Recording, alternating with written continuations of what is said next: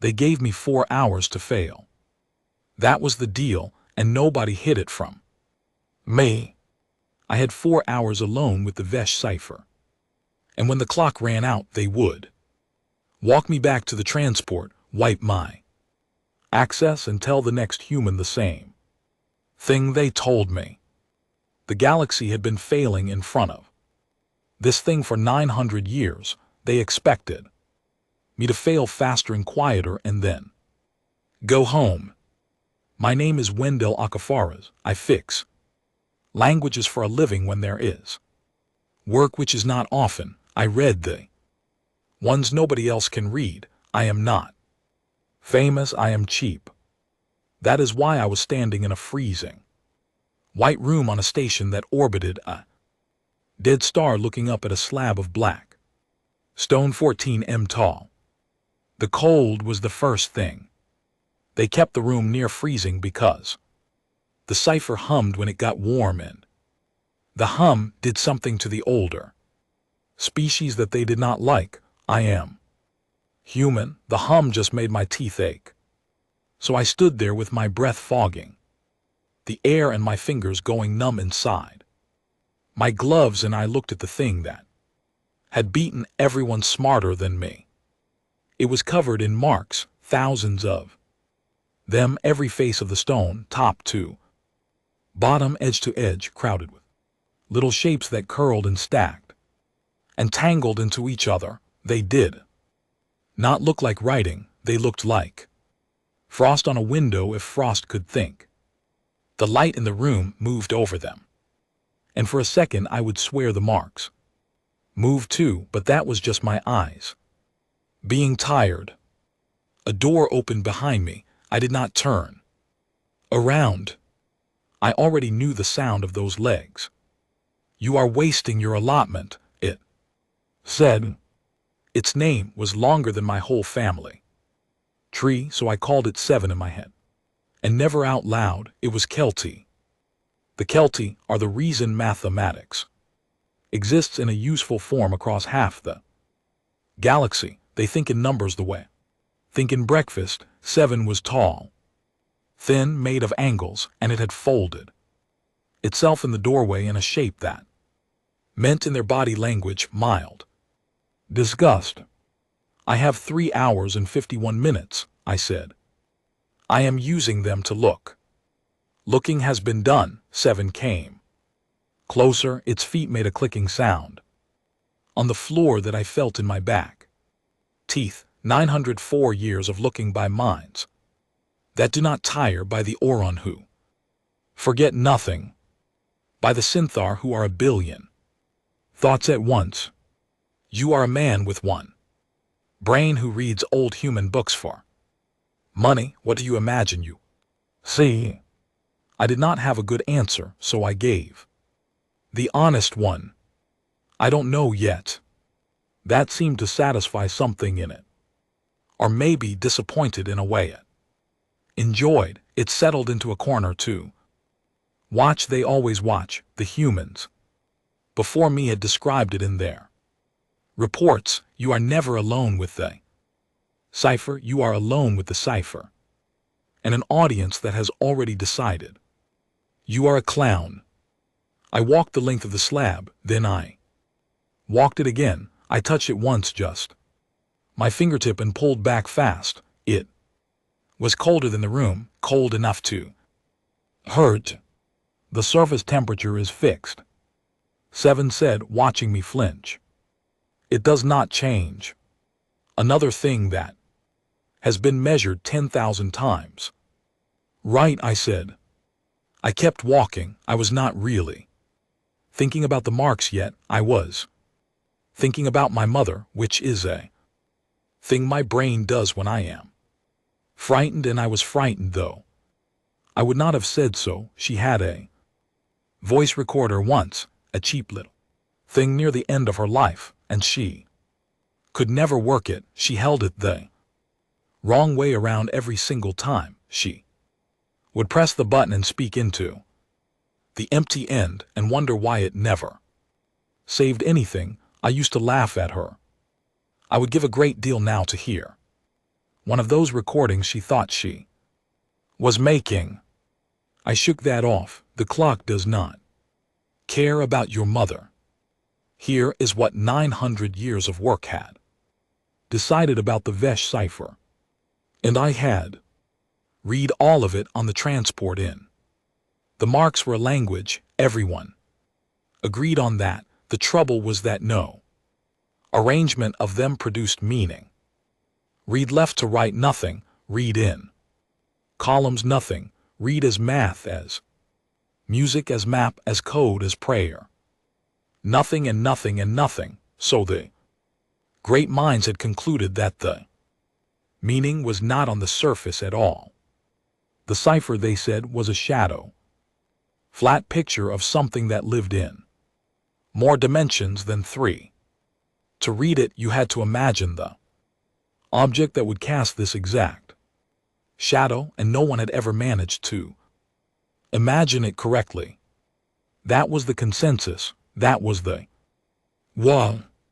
And the thing about a wall built by geniuses over 9 centuries is that nobody ever goes back and checks whether the ground under it is even flat. You are not taking notes. 7. Observed. I'm bad at notes. I stopped at the center of the slab. There was a mark there that I had passed 4 times without really seeing it, the way you walk past your own front door. It was bigger than the others, a long, curling stroke like the tail of a comma, drawn by someone falling asleep. Around it the smaller marks gathered and bent, as if they were all leaning toward it. I stared at that one mark for a long time. 7, I said, when your people decided the meaning wasn't on the surface, what was the first thing you ruled out? A pause. Kelty pauses are precise. They are never confused. They are only choosing how much to tell you. Direction, it said finally. In the 3rd century of study, it was proven that reading direction is irrelevant. The marks produce no language in any sequence, therefore the sequence is not the carrier of meaning. This freed us to look elsewhere. It was considered an important early result. Proven, I repeated, by the Synthar, a billion processors. Every possible reading order tested against every known grammar and 10 million invented once. I nodded slowly. My breath was still fogging, my fingers still hurt, but something small and warm had started up in the back of my skull, the feeling I get right before I understand something, the feeling that has paid my rent for 20 years. Because here was the thing. They had tested every reading order. Left, right, up, down, spirals, diagonals, every path you could trace. Across a flat surface, I believed that completely. The Synthar do not make mistakes like that. But every one of those readings had treated the marks, as symbols, as little pieces of meaning to be lined up in a row. What if they were not symbols at all? I did not say this, saying it would have ended my 4 hours early. I had read enough human reports to know the pattern. A human notices something. Human says it out loud too soon, too eager. The old species explain patiently why the human is wrong, and the human who is new and unsure believes them because they are 900 years old, and you have been on the station for 10 minutes. And then the human goes home, and the idea dies in the transport with them. So I kept my mouth shut and my face dull. I think you're right, I said to 7. Direction probably doesn't matter. It made a small sound, satisfaction. The human had agreed. Good. I turned back to the slab and let my eyes go soft, the way you do when you are trying to see the picture hidden in a pattern of dots, and for 1/2 of 1 second before my eyes sharpened, Again on their own, the marks did something. They did not move. They had never moved. But they stopped being thousands of separate little shapes for that half second. They were one shape, one single continuous line drawn without lifting the pen, wandering up and down across all 14 m of stone, and the up and the down of it were not random. Then my eyes locked back onto the details, and it was thousands of marks. Again, I stood very still. 7, I said, careful, light like it. Did not matter, stupid question. You have asked several. Has anyone ever turned it over? The clicking stopped. The whole room seemed to get quieter, though that made no sense because the room had been silent the entire time except for that low hum in my teeth. Turned it over, 7 said. The words came out flat. It was not a question. It was the sound of a very old mind trying to decide if I was joking. Upside down, I said. Has anyone ever looked at the whole thing upside down? The cipher, 7 said slowly, is a 14 m monolith of unknown material with a mass that requires a station crane to shift, and it is symmetrical along its vertical axis to within a margin of. I don't mean physically pick it up. I was already pulling out my reader, my hands not quite steady. I mean the data, the full surface scan, the map of every mark. Has anyone ever flipped that image and read it as one line instead of as separate symbols? Top becomes bottom. Read the whole slab as a single stroke, going up and down, not left to right, not as letters, as one line that rises and falls. The pause this time was the longest yet. Why, 7 said, would anyone do that? And there it was. That was the whole 900 years right there. In 3 words, why would anyone? Because they had ruled out direction in the 3rd century, because they had proven the sequence did not matter, because the foundation had been poured a very long time ago by very smart people, and nobody had ever once thought to go back and check whether the marks were even marks, whether up and down might mean something even if left and right did not, whether the whole magnificent cathedral of their study was built on a single quiet assumption that no one had questioned since before my species learned to fly. They were not stupid, I want to be clear about that. They were the furthest thing from stupid.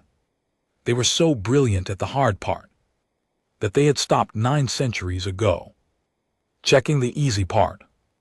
And the easy part was the part I was good at because I was new and small and still dumb enough to ask the question out loud. Humor me, I said.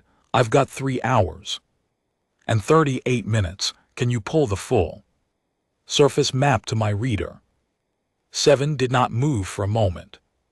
Then it made a gesture and my reader chimed in. The entire scanned surface of the Vesh cipher arrived in my cold hands. Every mark, every curl, 14 m of mystery shrunk down to fit on a screen the size of a dinner plate. You will find, 7 said, exactly what we found. Marks that mean nothing. In an order that means nothing, regardless of how you turn them. Probably, I agreed. I sat down on the freezing floor with my back against the base of the monolith, because my legs had decided they were done. I held up the reader, and with one finger, slow, almost gentle, the way you turn a photograph of someone you have lost, I flipped the whole image upside down. The marks were upside down now, meaningless still. 1,000 little frost shapes now hanging from the top of my screen instead of standing on the bottom. I let my eyes go soft again. and the single continuous line came. Back, the one stroke rising and falling. Across all that black stone, up and down, and now that it was inverted, now that the heavy curls hung downward where they belonged, I could see that the rising and falling had a rhythm, a shape, a pattern that climbed and dropped in, climbed again, tighter here, looser there, and I knew that pattern. I had seen that exact pattern before, not in any language, in a textbook I had hated. In school, a textbook about something that had nothing to do with words at all. My mouth went dry, my teeth stopped aching. I did not notice when the hum had become a sound I could not feel anymore because I was not in my body anymore. I was somewhere behind my own eyes, staring at a thing that 900 years of galaxy had walked past, and I understood all at once that I was looking at it the wrong side up no longer. Behind me, 7 shifted on its angled legs. Well, it said there was something in its voice now that had not been there before, not respect, not yet. Something closer to the way you sound when a tool you were sure was broken makes a noise you do not recognize. I did not answer. 3 hours and 31 minutes left, and I was not going to need all of them. The galaxy had spent 9 centuries trying to read a message. Nobody had thought to check whether it was a message at all. They gave me 4 hours to fail. I had stopped failing somewhere in the first 30. I did not tell 7 what I had seen. Not yet. I wanted to explain why, because it matters. It was not pride. I was not sitting there on a freezing floor, hugging a secret to my chest like a child. It was fear, plain and simple. I had the pattern in front of me, the thing I recognized, and I knew that the second I said it out loud, the room would do to me what it had done to every human before me. It would explain, it would be patient, it would tell me in the kind voice you use on the very young exactly why I was wrong, and the worst part was that they might be right. 900 years is a long time to be wrong about something, but it is also a long time to learn every way a newcomer can be foolish. So I needed to be sure before I opened my mouth. I needed the kind of sure that no patient explanation could move. You have gone quiet, 7 said. I'm thinking. That is new for your species.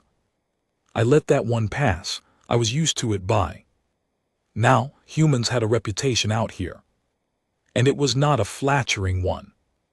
We perceived errantly. That was the phrase from the diplomat's report, the one that had gotten my whole species filed under a heading that translated roughly as useful in the way a dropped tool is sometimes useful by landing in an unexpected place. We were brought in for exactly that, to land somewhere strange, to be wrong in a direction nobody else thought to be wrong in. I was about to find out if I was wrong in a useful direction or just the regular kind. I looked at the pattern on my screen. Again, the single rising and falling line. I have to describe what it reminded me of, even though describing it is half the danger, because describing it makes it real, and if it is real, then I have to do something about it.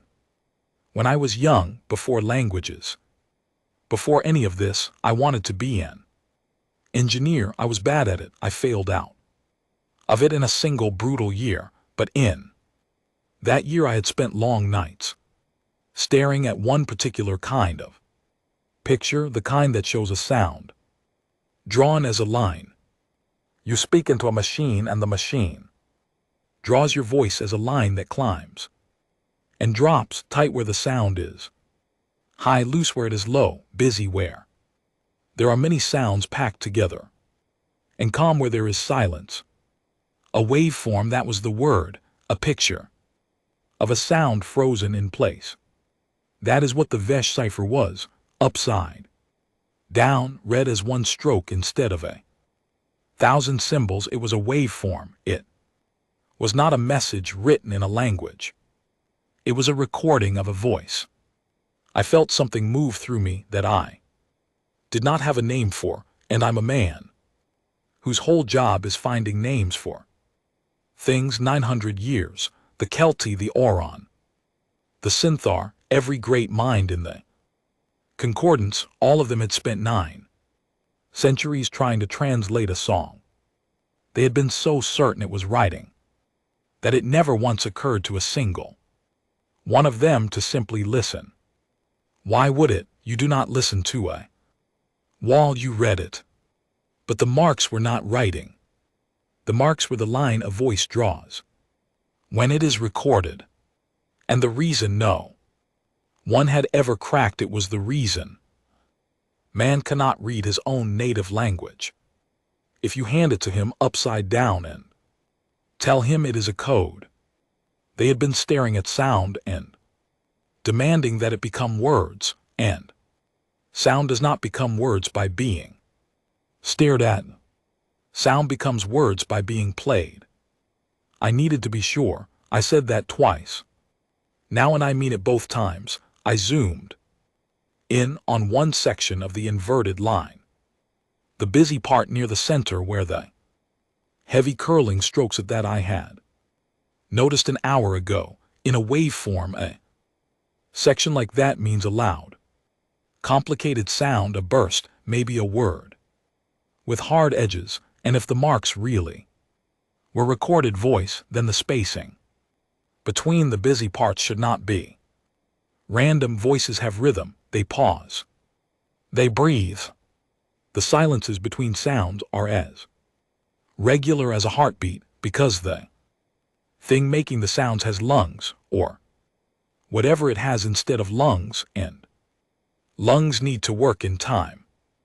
I measured the gaps by eye first, then with the reader's tools, the simple ones, the ones a failed engineering student could still remember how to use. The gaps were regular, not perfectly even, but regular the way breathing is. Regular, long pause, short pause, long pause, a cluster of sound, a longer pause like the end of a sentence. There was breathing in the stone. Whatever had made these marks had paused to breathe. That was when I stopped being afraid of being wrong and started being afraid of being right. 7, I said. My voice came out rough. I'm going to ask you something, and I need you to not explain to me why I'm an idiot for asking. Just answer it. Can you do that for the next 60 seconds? The pause was sharp. I had surprised it. Ask. In 900 years of study, did anyone ever try to play it flat again? But there was a crack in the flatness this time. Define the term as sound. Did anyone ever take this surface, treat the marks as a recorded waveform, and convert them back into sound and listen to them? The cipher is not a recording. The patience was coming. I could hear it loading like a weapon being raised. It is a linguistic artifact. The marks are clearly symbolic in nature, exhibiting recurring motifs consistent with 60 seconds. 7. You said you could do it. It stopped. To its great credit, it stopped. I think that was the first moment it considered, even slightly, that I might not be a clown. No, it said, no one ever tried to play it. There would be no reason. One does not play a text. Right, I said, one does not play a text. I stood up. My legs had come back. Cold did not bother me anymore. None of it bothered me anymore, because I was full of the thing that fills you when You are close, the bright clean thing. That is better than any other feeling I have ever found, and I have looked. Here's my problem, I said. I don't have the gear to convert this. I'm a language man, I read. I don't build playback rigs.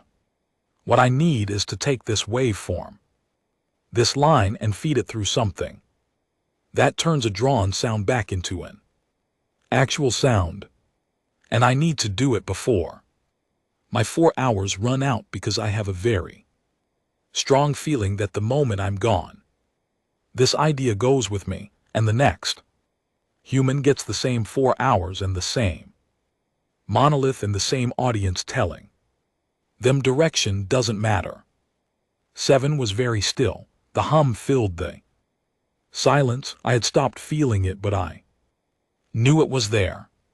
You believe, it said slowly, that the Decipher is a sound. I believe it's a voice. I believe somebody recorded their voice onto this stone the way you'd carve a record, except they carved it as the picture of the sound instead of as grooves. And I believe everyone who's ever looked at it has been trying to read a face when they should have been listening to a mouth. That is not possible. You said that about turning it over 40 minutes ago.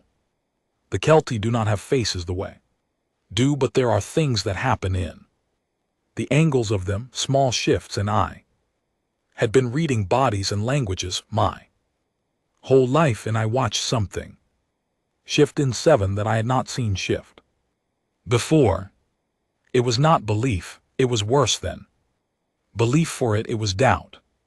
The doubt of a mind that had been certain for 900 years and had just been handed a question it could not immediately answer. If you are wrong, it said, you will have wasted the remainder of your allotment on a fantasy, and you will be remembered briefly as the human who thought a wall could sing. And if I'm right, it did not answer that. I do not think it could. The size of the if was too large to hold. There is equipment in the analysis bay, it said at last, and the words came out of it like they cost something. Audio reconstruction tools, we use them for spoken language artifacts, tools that take a recorded sound and clean it, or take a drawn frequency and produce a tone. They have never been pointed at the cipher, because the cipher is not a recording. But the tools exist. The tools exist. And I checked the reader 3 hours and 4 minutes. You are not authorized to use the analysis bay. I looked at it, 14 m of black stone. Behind me, full of a voice that nobody had heard and who knew how long, a voice that had been screaming into the silence of a dead star for 900 years, while the smartest beings in the galaxy stood in front of it and demanded its spell something. Then you'd better come authorize me, I said, because I am not leaving this station without hearing what this thing is trying to say. I have spent 20 years reading the words of people who are gone. I know what it looks like when somebody leaves a message they're afraid no one will ever find, and I am telling you, 7, with everything I am, that somebody left this one terrified. The hum seemed to rise then. Maybe the room had warmed by a degree. Maybe it was only in my head. 7 unfolded itself from the corner, all those angles straightening out, and for the first time since it had walked through the door, it was not looking at me the way you look at a dropped tool. Follow, it said, and if you are wrong, you will tell no one I assisted you. And if I'm right, then it will not matter what you tell anyone, it said. It will only matter what the stone said. We left the freezing room. I took one last look back at the monolith, at the thousands of little Frost marks I now knew were not marks at all, and I thought for no reason I could explain about my mother and her recorder speaking so carefully into the empty end, sure she was being saved. The galaxy had been holding the recorder the wrong way around for 900 years. I was about to turn it over. The analysis bay was warmer than the Decipher's room, which my body thanked me for and my brain ignored. It was a long curved space full of equipment I half recognized and half did not. Down the center ran a working surface that lit up when you touched it. Around the walls stood machines that hummed at frequencies I could not feel, which meant they were built for ears or whatever the concordance used instead of ears. There was someone already in the bay. She turned when we entered, and I saw she was human, which I had not expected and which knocked me sideways for a second. She was about my age, maybe younger, with tired eyes and the particular stillness of a person who has learned that moving too fast in a room full of older species gets you noticed in the wrong way. 7, she said with a nod that was careful. Then she looked at me and something passed over her face. Recognition, almost the recognition of one stray dog for another. You're the new one, the language contractor. Wendell, I said.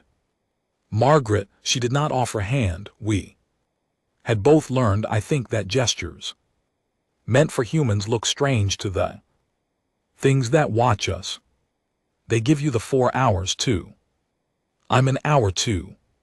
She laughed, but it was not a happy sound. I got my 4 hours 3 years ago. I solved nothing. They kept me on anyway in the bay doing audio cleanup on spoken artifacts. The concordance keeps a few of us around. We're cheap, and once in a while one of us drops a tool somewhere useful. She tilted her head. What are you doing in here? Nobody brings a language contractor to the audio bay. Languages are read. I looked at 7. 7 looked at me. There was a strange long moment where the whole thing balanced on a point, and I understood that if I said it wrong, if I sounded like a man who thought a wall could sing, even this exhausted woman who had failed the same way I might be about to fail would close her face and explain to me why I was a fool. So I said it the way I had learned to say things over 20 years of handling the words of the dead. I think the cipher isn't a text, I said. I think it's a recording of a voice. I think the marks are a waveform, and everyone's been trying to read it instead of play it, and I think if we put it through your tools, it'll make a sound. Margaret did not laugh. That was the first thing. She did not laugh, and she did not explain, and she did not look at me like a dropped tool. She went very still, the way a person goes still when you say a thing they have thought themselves late at night and pushed away because it was too simple to be true. Say that again, she said quietly. It's a voice. Upside down read is one continuous line. It's a waveform. The gaps are regular. There's breathing in it. She crossed the bay so fast that 7 made a small sound of alarm. She stopped in front of me with her hand out for my reader, and I gave it to her. And she looked at the inverted image with the heavy curling stroke at the center, and I watched her face do the thing my face had done on the freezing floor. I watched her go somewhere behind her own eyes. I used to do sound, she whispered. Before languages, I worked with recordings, cleaning old voice files. She looked up at me. How did nobody? Because they ruled out direction 900 years ago, I said, and because you don't play a wall. You don't play a wall, she repeated. And then she laughed again, but it was a different laugh this time, high and a little wild, the laugh of a person who has just seen the floor open under everything she thought was solid. 7. 7. Do you understand what he's saying? Do you understand that if he's right, your entire field, the whole 900 years, every paper, every framework, all of it was a category error, you were translating a sound. That conclusion is premature. 7. Said, but its voice had lost something. The certainty was draining out of it by the second, and a Kelty without certainty is a strange and almost pitiful thing, like a clock that has stopped trusting its own hands. Then let's unpremature it, Margaret said. She was already moving to the working surface, already pulling up tools, her hands quick and sure in a way they probably had not been in 3 years. Give me the full surface map, not the inverted version, the raw one. I'll flip it myself. I want to do it clean. I sent her the file. She caught it on the working surface and spread it out. 14 of marks blooming across the glowing table, and then with 2 fingers she rotated the whole thing, and the marks hung upside down, and the single line came alive again, climbing and dropping across the table. There, I said softly. See it as one stroke. I see it. Her voice had gone almost to nothing. Sweet mercy, I see it. That's a waveform. That's a clean recorded waveform, the dynamic range, the rhythm of the peaks. She stopped. 7. This was carved. Somebody carved a sound into stone by hand or by tool as a literal picture of the sound. Do you know what that means? It means they didn't have the technology to record it any other way, or they had it and they wanted it to last. They wanted it to outlive any machine. So they put it in the one form that would survive a dead star and 900 years in a galaxy full of geniuses who'd never think to listen. The hum of the bay seemed to deepen, or maybe that was only the blood in my own ears. Can you play it? I said. Margaret's hand stopped. I can try, she said, but Wendell, listen to me. If this is a voice, if this is real, we don't know what's on it. We don't know what species. We don't know what it's saying. The Orans forget nothing, and the Orans have never heard this, which means it's nobody the Concordance has on record. Whatever made these marks, the galaxy doesn't know it exists. She looked at me, and the wild laugh was gone now, replaced by something more solemn. Some things are buried on purpose. Some recordings are left where they are because the person who made them is gone, and what they have to say is too heavy to carry. Are you sure you want to be the one who picks it up? I thought about my mother and her recorder. I thought about every dead language I had ever read, every last word of every last speaker, every message left for a future that the speaker hoped existed and feared did not.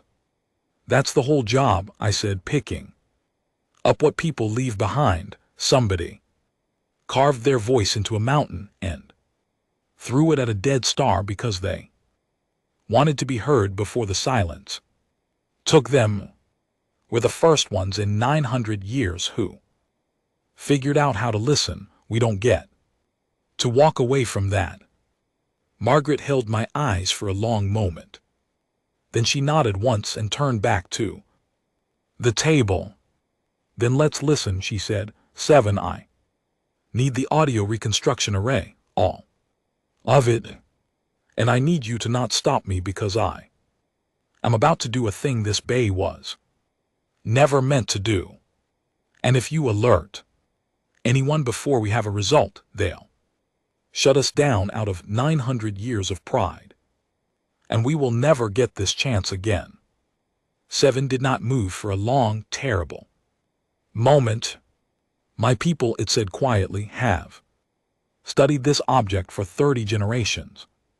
Careers, lifetimes, the reputations of our greatest minds are built upon the assumption that it is a text. If you are correct, all of that becomes a monument to a mistake so simple that a human in his second hour saw it. It turned its angled head toward the working surface, toward the upside-down line that breathed. And yet, Margaret said, and yet I find that I would rather. No, 7 said, than be proud. Proceed, I will not stop you. I will stand here and I will watch a wall. Sing and I will learn whether I have wasted my life. I have heard a lot of brave things said in a lot of languages. That one is near the top. Margaret's hands flew across the surface. She pulled the waveform into the reconstruction array and began the work of turning a picture back into a pressure, a drawn line back into a moving wave of air, the thing of voices, before it ever becomes a sound you can hear. She muttered as she worked, half to herself, half to me, things about sample rates and amplitude scaling, and a dozen choices that could go wrong because nobody had ever done this, because there was no manual for uncarving a mountain into a mouth. I'm guessing on the playback speed. She said, I don't know how fast they spoke. I don't know if they spoke at all, or sang or screamed. I'm setting it to something close to human range and will adjust. She looked up. Last chance, both of you. Once I press this, the bay logs it and there's no pretending we didn't press it. I said. Press it, 7 said, and I swear its voice shook. Margaret pressed it. For a moment nothing. The bay hummed. The line sat upside down on the glowing table, climbing and dropping, climbing and dropping, breathing its regular breaths. Then the array warmed up and the first sound came out of it, and every living thing in that room stopped. It was not noise, it was not random, it was not the hiss of an old recording or the crackle of a damaged file.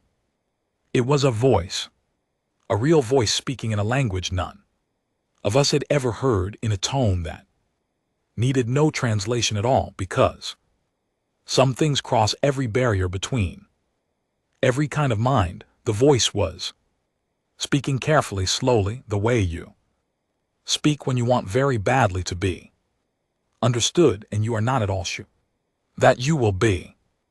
And under the words, woven through every careful syllable, was a feeling I had spent my whole life learning to recognize in the languages of the dead. It was the sound of someone who knew they were the last. Margaret's hand went to her mouth. 7 sank down on its angled legs as though something had been cut, and I stood in the middle of the bay with my own dead mother's recorder somewhere in the back of my mind, listening to a voice that had been carved into stone and thrown across 900 years of silence, in the hope, the desperate hope, that someday, somewhere, somebody would be foolish enough to turn it over.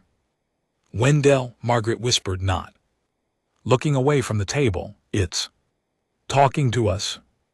No, I said, my own voice did not sound like mine. It's talking to whoever found it. It just never thought anyone would. The voice kept speaking and we kept listening, and nothing in the galaxy was ever going to be the same. We did not understand a word of it, not at first. That is the thing nobody tells you about finding the answer. The answer is not the end. The answer is a door, and behind the door is a hallway full of more doors, and you are standing there holding a voice you cannot read in a language nobody alive has ever heard. But I read languages. That is the entire point of me. And a voice is a far better thing to read than a wall, because a voice has rhythm and stress and breath tells you where the sentences end, and the places a speaker slows down tell you what matters to them, and the places they speed up tell you what frightens them. I had spent 20 years reading the dead. I had never once got to hear them. Now I could hear one, and I went to work. Play it again, I said, from the start, slower. Margaret slowed it down, and the voice dropped into something deeper, and the deepness somehow made the loneliness it worse, but I pushed that aside and listened to the shape. There were repeated sounds, a pattern at the start of each section, the way a person might begin each new thought with the same small phrase, here is, here is. Here is, I did not know the words, but I knew the shape of a list, the shape of someone counting through things they needed to say in order because they were afraid of running out of time before they said them all. It's structured, I said. It's not a ramble. This is somebody who planned every word. They knew exactly what they wanted to leave behind, and they said it in order. How can you tell? Seven asked. It had pulled itself back up from the floor. Its certainty was gone, but something new had come into it, a hunger, the hunger of a mind that had spent 900 years on the wrong path and had just been handed the right one. Because I've read 100 messages like this, I said, different species, different worlds, same situation. The last speaker of a language recording everything they can before the silence takes the words with them. They always sound the same underneath. They always start with the most important thing in case they don't get to finish. And what is the most important thing? Seven said. I held up a hand. I was listening to the first section, the one that repeated the asterisk. Here is asterisk shape over and over, and I was matching the sounds to the heavy carved strokes on the invert line, building the smallest bridge in the world between a sound and a meaning. This is how you read a dead language. With no key, you find the part that repeats because repetition means structure, and structure means rules. And rules can be cracked. You find the words that come back again and again because the words are dying. Speaker repeats are the words they cannot bear to lose, and then slowly, terribly, you build a guess and you test the guess against the next section. And if it holds, you build another, and brick by brick, over hours that feel like minutes, you make a wall of understanding out of a wall of frost. It took the rest of my 4 hours, and then it took more because seven, somewhere in there, quietly extended my allotment without asking anyone, and Margaret stopped checking the clock entirely. The three of us bent over the glowing table while the voice spoke its careful, frightened list into a bay that had never been meant to hear it. And bit by bit, I began to understand. It's a name, I said near the start. The first thing, the repeated thing. It's a name, they're naming themselves. I closed my eyes and listened to the careful sounds. I can't say it the way they say it. My mouth isn't built for it, but it's a name and they say it 3 times slowly, like they're teaching it to a child, like they want to be sure that whoever hears this learns to say it right. They want it to be remembered. Margaret said softly. Everyone does, I said. That's the most human thing there is, and apparently it isn't only human. We kept going. The voice moved from the name into the long. Here is asterisk section, and I built the bridge wider and The words began to come, not all of them, not cleanly but enough. Here is my world, here is the color of my sky, here is the sound the water made. Here is the song we sang when the long dark came, here is how we counted the seasons, here is the name we gave the brightest star, here is what we believed happened to us after a whole world, a whole people carved into a mountain by their last living member who knew that everything they were about to lose, the sky and the water and the songs, would vanish completely the moment they stopped speaking, and so they spoke. They spoke until they had carved the entire shape of their existence into stone, and then they threw it at a dead star, because a dead star does not decay, and stone does not rot, and a recording carved as a picture of sound can outlast every machine and every empire and every clever assumption a galaxy might make about what a wall is for. Margaret had stopped working. She was just listening now, with tears on her face that she was not bothering to hide, and Seven stood beside her, perfectly still, in a posture I had never seen a Keltie hold, and which I later learned was the shape they make only the presence of the dead.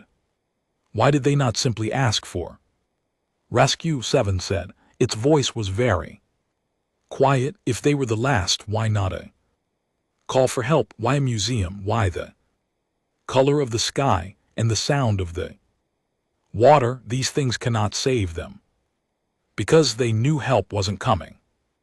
I said. The understanding had settled into me like cold water. You don't carve the color of your sky into a mountain if you think someone's going to come pull you off the rock. You do that when you've accepted that you're going to end, and the only thing left to decide is whether you end completely or whether some piece of you, the sky, the water, the song, gets to exist in someone else's mind after you're gone. I looked at the inverted line on the table, the breathing line, the voice made visible. They weren't asking to be saved, I said. They knew that was impossible. They were asking to be known. That's a different thing, and it's a smaller thing, and it's the only thing they had left, and they spent everything they had making sure they got it. They couldn't survive, but they could refuse to be forgotten. So they carved themselves into the one shape that could outlast forgetting. And they trusted against all the odds that someday someone would be foolish enough to turn it over, and patient enough to listen. The bay was silent except for the voice.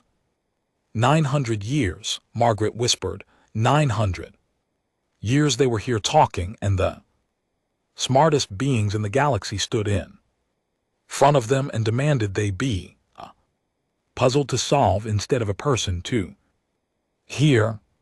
That's the part that's going to keep me up, I said. Not that we couldn't read it, that we never thought to listen. Whole people screaming their entire existence into the dark, and the galaxy treated them like a math problem. We treated a goodbye like a code. Seven made a sound I had not heard it make, a long low note, almost broken. I have given my life to this object, it said. I built my reputation on the framework that it was a higher dimensional text. I taught that framework to others. There are minds across the concordance who believe it. Because I told them to believe it, it turned toward me, all its angles softened in a way I would not have thought a Keltie could manage, and it was never a text, it was a dying person. And I spent 40 years refusing to hear them because I was too certain to listen. You saw it in 2 hours, not because you are wiser than I am. You are not, but because you were new enough and small enough and unsure enough to ask the Question that certainty for bad. I did not know what to say to that. I am good with the words of the dead. I am worse with the words of the living. You were doing the hard part, I said. Finally, for 900 years your people did. The hardest part there is, you kept the thing safe, you scanned every mark, you preserved every detail so perfectly that when somebody finally asked the dumb question, the answer was already sitting there waiting complete. I couldn't have done any of this if you hadn't kept it. For 9 centuries, I just turned it over. You're the reason there was anything to turn. 7 was quiet for a moment. That is kind, it said. It is also, I think, true, both things at once. The galaxy needed 900 years of brilliance to preserve the question and 1 afternoon of foolishness to answer it. Perhaps that is how all real answers come. The voice on the recording was reaching its final section now. I could hear the change in it, the way the breathing got shorter, the way the careful pace began to fray just slightly, the way a person's voice frays when they are coming to the end of a thing they have been holding together by will alone. We all heard it, we all went still. It's almost done, Margaret said. Whatever the last thing is, it's coming. And I realized with a feeling that started in my chest and spread out to my numb fingers that I was about to hear the last words of the last member of an entire people carved 900 years ago into a mountain and thrown at a dead star, and that no living being in the whole galaxy had ever heard them, and that for some reason that I would never fully understand, it had fallen to me, a cheap human in his second hour, to be the one to finally listen. I leaned in close to the table. Bring it up, I said, every bit of volume you've got. I don't want to miss a single sound. Margaret brought it up, and the voice, frayed and slowing and almost gone, began to say its last thing. It was short. That was what undid me. After everything, the world and the sky, and the water and the songs, the last thing was short. I built the bridge as fast as I could, matching the final sounds to the final marks, and the meaning came through in pieces, and the pieces assembled themselves into something so simple that I had to say it out loud twice before I believed it. If you can hear this, I said slowly, reading the breaking voice, then I was not wrong to hope. Thank you for turning it over. Thank you for being the kind of mind that checks. And then the voice stopped, not cut off, not broken, just finished the way a person finishes when they have said the one thing they stayed alive to say. Line on the table came to its end. The breathing breaths ran out. The recording was over. Nobody in the bay moved for a long time. Thank you for being the kind of mind that checks, Margaret repeated in barely a whisper. They knew, Wendell. They knew, whoever carved this, they understood exactly how they were going to be missed. They knew a galaxy might find them and treat them as a code, and they left a thank you at the very end for the one who wouldn't. They were a linguist too, maybe, I said. My throat hurt, or whatever their word for it was, somebody who understood that the hardest thing in the universe isn't being clever, it's being clever enough to remember to be simple. 7 had not spoken since the voice ended. When it finally did, its words came carefully, the way you walk on ground you are no longer sure of. There were coordinates, it said.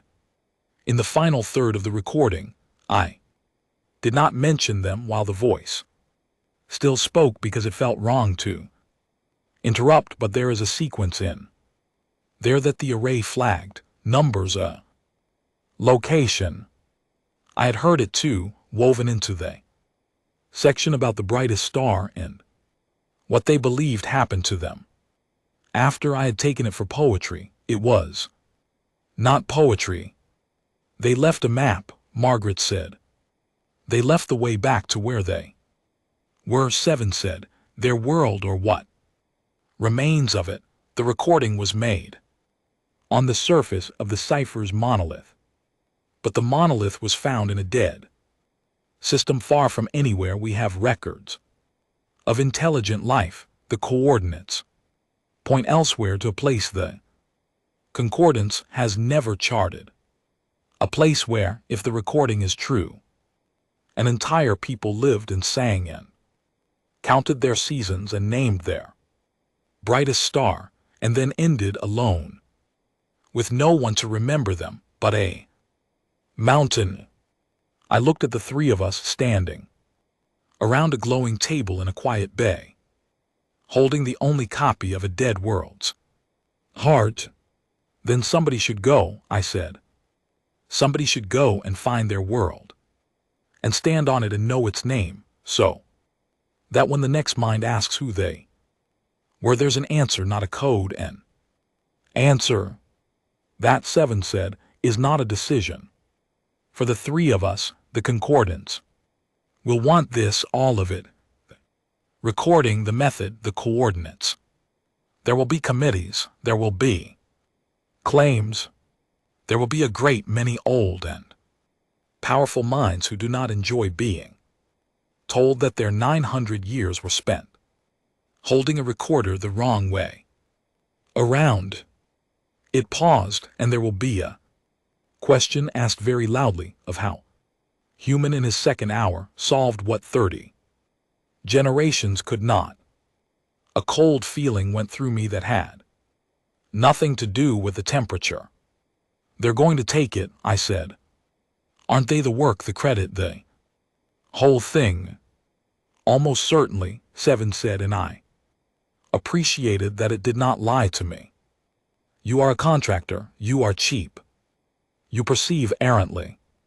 The concordance has a long history of finding it more comfortable to say that a thing was discovered through the slow accumulation of its own brilliance than to say it was discovered because a small new mind asked an obvious question the large old minds had forbidden themselves to ask. They will write it up. Your name will be a footnote if it appears at all. The method will be credited to the institution, and the voice, it gestured at the table, the voice will become an exhibit, studied, cataloged, filed. I should have been angry. The system prompt of my whole life, the part of me that has been pushed around by older and richer and more powerful things for as long as I can remember, wanted to be angry, and anger is a sweet and familiar thing, easy to reach for steadying. But I looked at the line on the table, the finished line, the voice that had asked for nothing but to be known, and I found I did not want the anger after. Oh, let them, I said. Margaret turned to me. Wendell, let them have the credit, let them have the committees and the claims and the footnotes. I was surprised by how calm I felt. I didn't do this to get a name on a paper, neither did you, and neither, sweet mercy, did whoever carved themselves into that mountain. They didn't want credit, they wanted to be heard, and they were by us today. That happened, and no committee can unhappen it. I looked at Seven. But I want one thing, not for me, for them.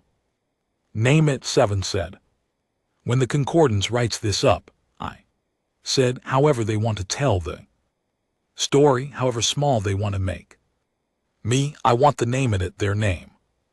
The one they said 3 times slowly, like they were teaching it to a child. I want that name to be the first thing on every record, not the method, not the institution, not me, them, because the whole point, the entire point of 900 years and a dead star and a mountain full of a voice was so that name would not be forgotten.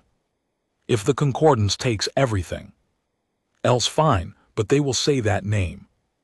And they will say it right, or I will tell every human contractor in the galaxy exactly how easy this was to solve and exactly how long the great old minds failed to ask. The bay was silent. Then Seven did something I will remember for the rest of my life. It bent the Kelty do not bow, not to anyone, not in 900 years of records, but Seven folded its angles down low toward the table, where the voice lay finished, and it held the shape but held only for the dead. Their name will be first, it said.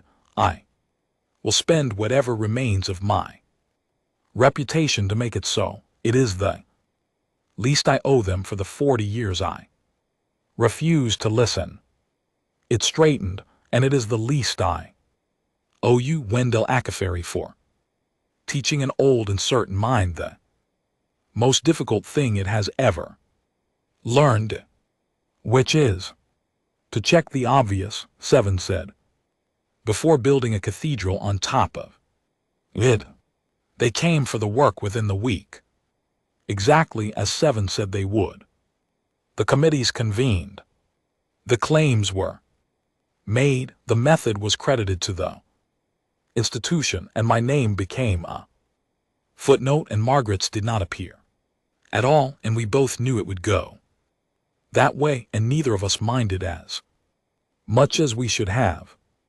But on every record, on every catalog entry, in every paper across the whole concordance, the first thing before the method and the institution and the debt star and the 900 years is a name that my human mouth cannot say correctly, written out as close as the array could render it, with a note beneath it in the Kelty's own hand, spoken 3 times slowly so that it would be learned. Learn it. I kept one thing for myself. Seven looked the other way while I did it, which I think was its own small rebellion against 900 years of pride. I made a copy of the recording, just the voice, the whole careful, frightened, magnificent list of a world that no longer exists, ending in a thank you to whoever was foolish enough to turn it over. I put it on a cheap chip, the cheapest I could find, the kind my mother could never work, and I keep it in my pocket, wrong side up on purpose, the way she always held hers. I never explained why to anyone, and I am not going to start now. The galaxy spent 900 years being brilliant. The whole time a voice was waiting in the dark, asking only to be heard, and the answer was sitting right there on the surface, in plain sight for anyone willing to do the one thing that all that brilliance had forgotten how to do. Turn it over. Check the obvious. Listen. I was cheap, I perceived errantly. I was the lowest ranked mind in every room I ever walked into out there. And I was the one who heard them. I would not trade that for every name on every paper in the whole wide galaxy. Some things are worth more than credit. A voice in the dark finally answered. After 900 years is one of them. Their name is first now, that is enough. That was always all they wanted. And every night before I sleep I take the cheap chip out of my pocket and I hold it the wrong way around just for a moment, and I think about a mountain thrown at a dead star by someone who refused to vanish completely. Then I put it away wrong side up and I rest, because somewhere the obvious is still waiting to be checked, and somebody has to be foolish enough to do it.